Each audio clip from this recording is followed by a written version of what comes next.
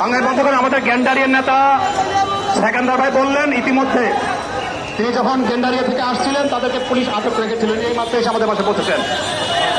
আমাদের এরকম অনেক ভাইদেরকে আটক রাখা হয়েছিল মিছিল আসার জন্য, তারপরেও আমরা শান্তিপূর্ণ, আমরা এইভাবে মিছিল সমাবেশ অব্যাহত রাখতে চাই। এই মাস জুড়ে আমাদের এই কর্মসূচি চলবে। আমরা কেন্দ্রীয় কর্মসূচি ঘোষণা করেছি। আমি অনুরোধ করবো আমরা যে কর্মসূচি ঘোষণা করেছি সেই কর্মসূচি এলাকার চালক, মালিক, মহাজন, যাত্রী থেকে যুক্ত করে ঢাকা শহর এবং সারা বাংলাদেশে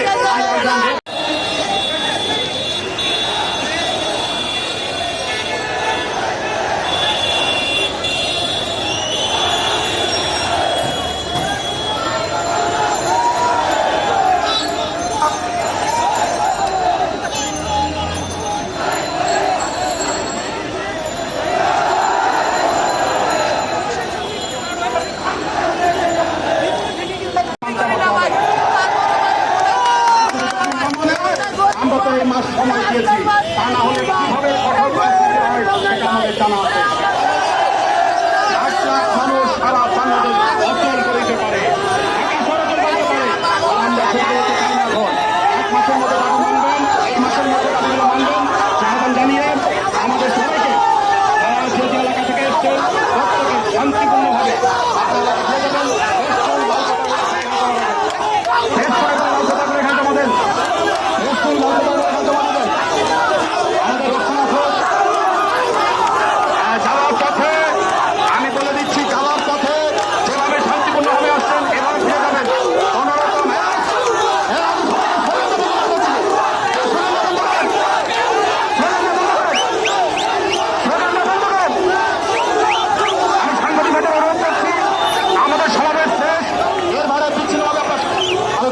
আমরা এখানে আমাদের সমাবেশের কাজ শেষ করছি।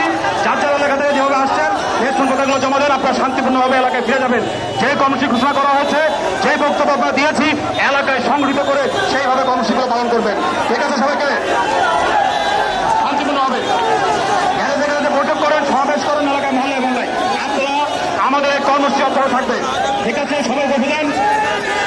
আরে ঠিক আছে, সেটা আমরা দেখছি। আপনারা এলাকা এলাকায় সংগঠিতভাবে থাকেন। ঠিক আছে,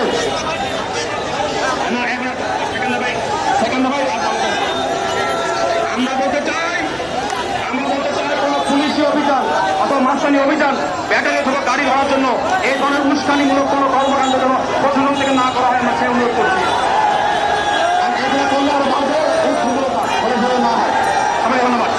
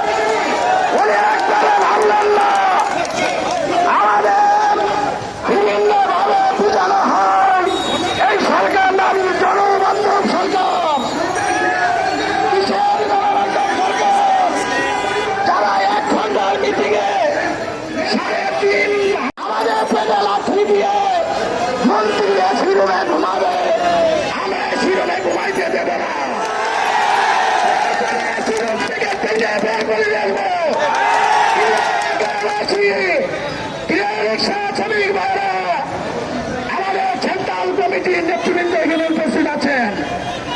আগামী দিনে আমাদের যে কর্মসূচি আছে, আমরা শান্তিপূর্ণভাবে কর্মসূচি পালন করব এবং সরকারকে বোঝাতে চাই অটো রিক্সার শ্রমিকেরা, অটো রিক্সার মালিকেরা উচ্ছৃঙ্খল নয়।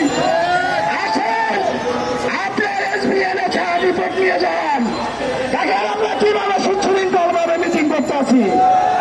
যদি আমাদেরকে উচ্ছৃঙ্খল করতে চান, তাই আমরা উচ্ছৃঙ্খল হতে বাধ্য হব। আপনাদেরকে আহ্বান রাখবো, আগামী দিনে যে সমস্ত কর্মসূচি আছে, আমরা শান্তিপূর্ণভাবে সেই কর্মসূচি পালন করব। এই আশা ব্যক্ত করে শান্তির বনাঞ্চলী থানা শাখার পক্ষ থেকে আপনাদেরকে বিপ্লবী অভিনন্দন এবং আগামী দিনের কর্মসূচিতে আপনারা সক্রিয় ভূমিকা পালন করবেন, এই আশা ব্যক্ত করে আমার বক্তব্য শেষ করছি। গরিব মেহনত মানুষের জয় একদিন হবেই।